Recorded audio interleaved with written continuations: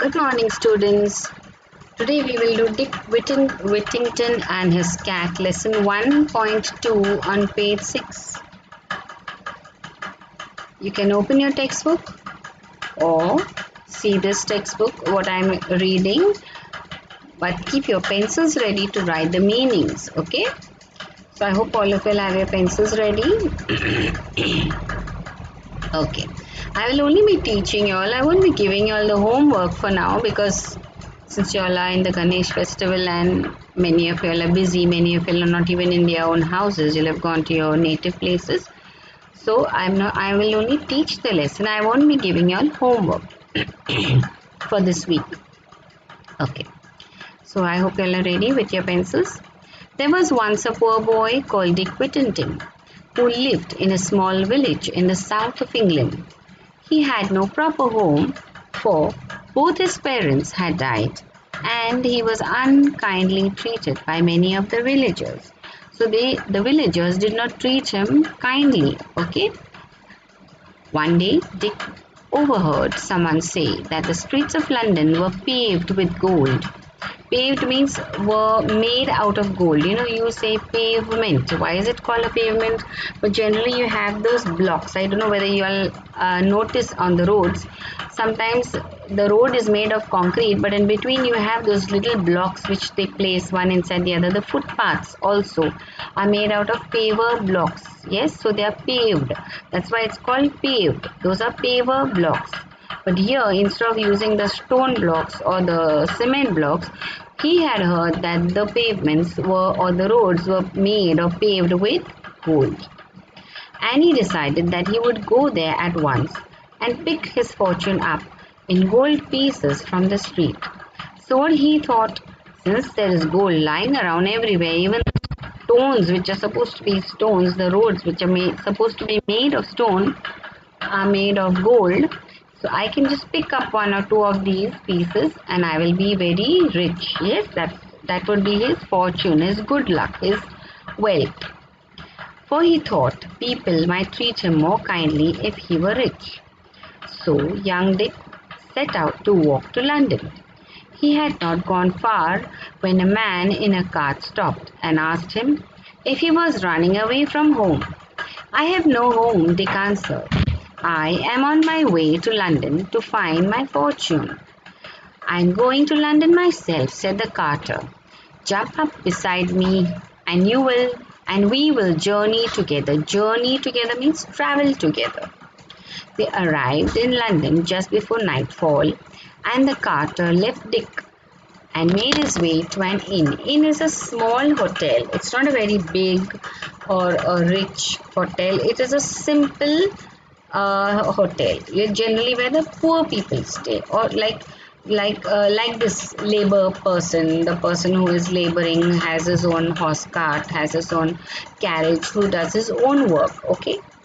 Poor Dick stood alone and looked around him in dismay. Dismay means he was very, he was sort of let down. Why was he let down? He was disappointed. Now, the reason he was disappointed is given in the next few lines. Where was all that fine gold? All he could see were dirty streets and lots of unfriendly people.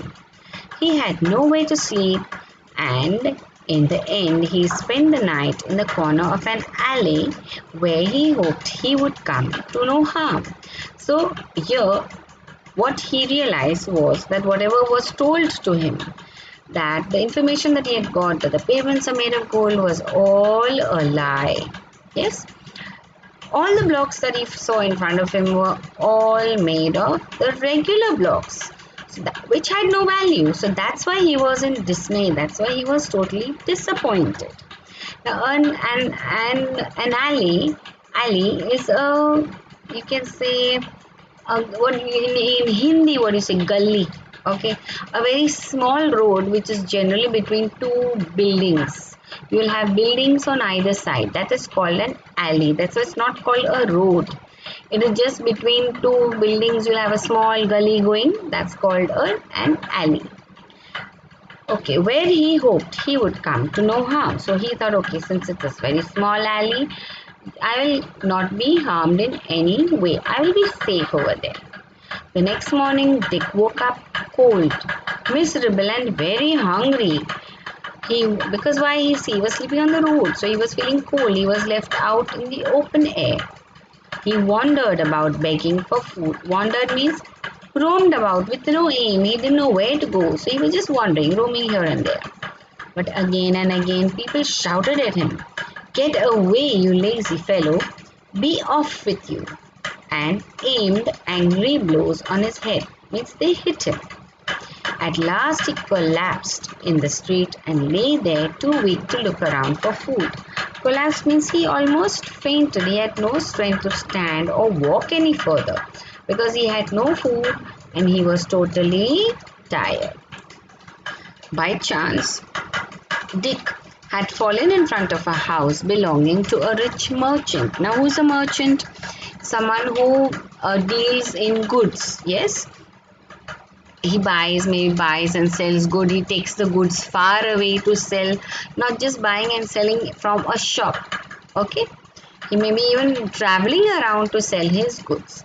Called Mr. Fitzwarren. The cook was trying to drive Dick away when Mr. Fitzwarren returned home from inspecting his ships. So that means he had gone to check his ships. Maybe he had to go out somewhere. He would be going out to sell his goods or buy new goods in a few days. So he wanted to see that his ship was in good condition. He stopped and asked and said to Dick, "Why don't you work if you need food?" "I would work," said Dick, "but I know nobody who will give me anything to do."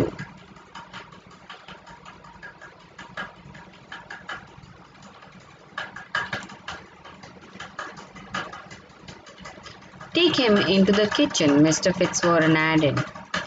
The cook, "Feed him first, then find some work for him." So Dick was given a home and a living. Now what do you mean by a home and a living? A home is where you stay. A living is your livelihood through which you earn money, because of which you are able to live or stay alive, because you can, once you get your money, you can buy your food. Okay. He had a small corner of the attic to sleep in, and his job was to help the cook in with all the pots and pans in the kitchen. Now see, an attic is the topmost part of the house. Generally not where it's just below the roof, okay, where you don't have a terrace. You may not have a terrace. So, but below the roof of the house, you have a small room which is not very high. Yes, that's called an attic. Dick's life should have been much better than before, but he still had two difficulties to face. The first was that the attic he slept in was overrun by rats and mice. So overrun means there were too many um, rats and mice roaming around all over the place.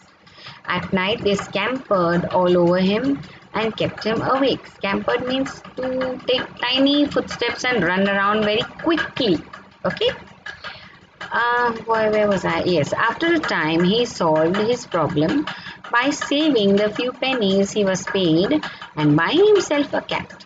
So what he did, he realized he is not getting any sleep, he's not getting any rest, and the rats are not allowing him to take any rest or sleep. So he saved. Pennies are the coins that they have over there. Yes, how we have paisa. Okay, and he bought a cat. In no time at all, the cat chased away all the rats and mice, and Dick was able to sleep peacefully. The other difficulty, which was not so easy to overcome, so the rat's problem was quite easy because he got a cat and it drove away all the rats. But the other problem that he had was not very easy to handle, or even to get rid of the problem. The other difficulty, which was not so easy to overcome, was the cook's bad temper. So the cook was not a very good tempered person. He was someone who got angry very easily. And remember, Dick was not a very big person. He was a child, so he might have never done all this work in his life before, and it may be the first time he was doing, and he made mistakes. But the cook did not have any patience with him. She shouted and screamed all day, and would scold Dick and hit him with a wooden spoon even when he was working as hard as he could. One day Dick decided he could stand it no longer, means he couldn't bear it anymore. Early the next morning, before the cook was up, he set out with his cat to seek his fortune elsewhere. So he said, I will try my luck somewhere else. I don't want to be here because this cook is really a headache. The two of them walked as far as Holloway on their way out of London. Then Dick sat down on a stone to rest. It was the 1st of November, All Saints' Day. So when is All Saints' Day? 1st of November. And the church bells were ringing. As Dick sat and listened to it, seemed they were ringing out a message for him. Turn again, Dick Whittington, thy worthy citizen, Lord Mayor of London. So, now he had plans of not staying there because he felt the cook was very mean. Yes, but maybe fate, what do you say, Nasib, was not to be as he wished. So, when he sat down to rest, he felt as if the bear was trying to talk to him and tell him something. And what he could hear or what he could understand was that they were telling him to turn back and go back because he was going to become a very worthy citizen. He was going to become the mayor or Lord Mayor of London. Lord Mayor of London, said Dick, I should like to be Lord Mayor and ride in a fine coach. So that's the horse carriage he's talking about. I can put up with a few scoldings from the cook if that is what is in store for me. So what he said, if I have to become the mayor and I have to put up with means to bear or tolerate, yes, this lady is scolding, I don't mind it because the post that I will have is very big and everyone will respect me. So the Canis cat retraced. Retraced means went back. Each step, okay? Their steps to Mr. Fitzwarren's house. Luckily, they were able to slip back before they had been missed. So he went back before anyone even realized that he had gone. So no one even realized that he was missing. Yes. Now Mr. Fitzwarren used to send ships far across the sea to trade with other countries. He would load a ship with goods for the captain and ship's crew to sell in faraway places, and then they would bring back goods that could be sold at home. So what Mr. Fitzwarren did? He was getting ready to sail, to go on the ship, to go abroad for his trade, business, yes? And he asked all his employees, whoever he had employed, who were working under him, or all people whom he knew, to give him some things which he could take and sell, and then whatever profit he made, he would share it with them. Now, I have finished this much of your lesson and I'm not going to do any more for today, but I'm not even giving you homework, but I want you to read whatever I have taught at least twice. Listen to it at least twice. That's it. The reason I tell you to listen and read it over and over again is when you get your passage, it becomes easier for you to read the lesson. Once you have read the lesson, it becomes easier for you to find your answers because you're not wondering like where is the answer. You know because you have read it more than twice. Okay, so thank you and do have a good holiday that you finished, but I know many of you all are still on vacation. That's the reason I'm giving you all less homework, or rather no homework, just read your lesson. Thank you.